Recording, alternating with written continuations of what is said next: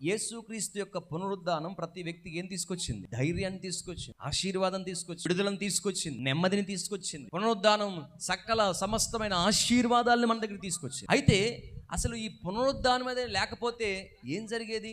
యేసుక్రీస్తు మరణించి ఉండకపోతే, యేసుక్రీస్తు ప్రభువారు మన గురించి మరణించి సమాధి చేయబడి మృత్యుంజయుడే తిరిగి లేచి ఉండకపోతే, ఆయన మన కొరకు పునరుద్ధానుడుగా లేచి ఉండకపోతే ఏం జరిగేదో తెలుసా?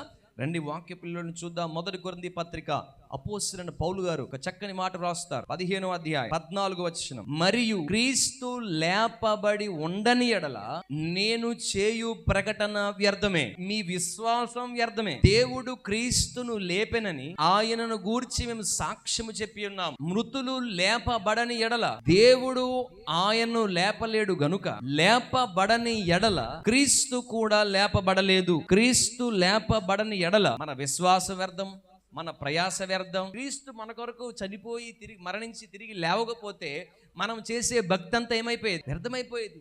మన నిరీక్షణ వ్యర్థమయ్యేది, మన భక్తి వ్యర్థమయ్యేది, మన ప్రార్థనలు వ్యర్థమయ్యేది, మన పరిచర్య వ్యర్థమయ్యేది, అన్ని వ్యర్థమైపోయాయి. కానీ ఏ వ్యర్థము కాకుండా ఉండాలనే దేవుడు మనల్ని ప్రేమించి మన కొరకు మరణించి తిరిగి లేచిన తర్వాత, అందుకే చాలా మందికి మరణం అంటే ఎవరికైనా భయం లేని వాళ్ళు ఉన్నారు ఇక్కడ. చాలా మందికి మాకు చిన్నపిల్లలు అంటారంటే మమ్మల్ని హాస్టల్ వేసేయండి డాడీ, మమ్మీ వేసేయండి అంటూ ఉంటారు. ఏది? కోపంతో.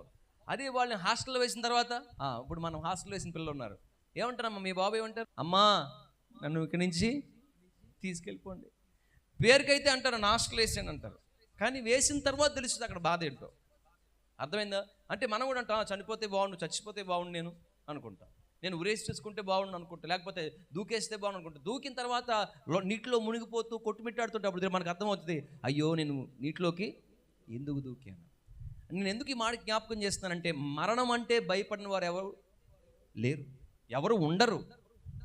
అటువంటి అందరికీ భయాన్ని ఆందోళన కలిగించే మరణంతో యేసు ప్రభువు ఒక మాట అన్నారు, చదవండి ఒక్కసారి. ఓ మరణమా నీ విజయం ఎక్కడ? ఓ మరణమా నీ ముల్లెక్కడ అని మరణంతో సవాల్ విసిన వాడే మనము అందరం సేవిస్తున్న నజరేయుడైన యేసుక్రీస్తు ప్రభువారు. గట్టిగా చప్పలు కొడుతూ ప్రైజ్ ది లార్డ్. కాబట్టి ప్రియ దేవుని బిడ్డలారా, మన ఆధ్యాత్మిక జీవితంలో మనకు ఒక ధైర్యం, మనకు నెమ్మది, మనకు సమాధానం, మనకు నిరీక్షణ ఏంటంటే ఆయన ఇక్కడ లేడు, ఆయన లేచి ఉన్నాడు. హల్లెలూయా. సమాధిలో లేడు, ఆయన ఇక్కడ లేడు. మరి ఏమయ్యాడు?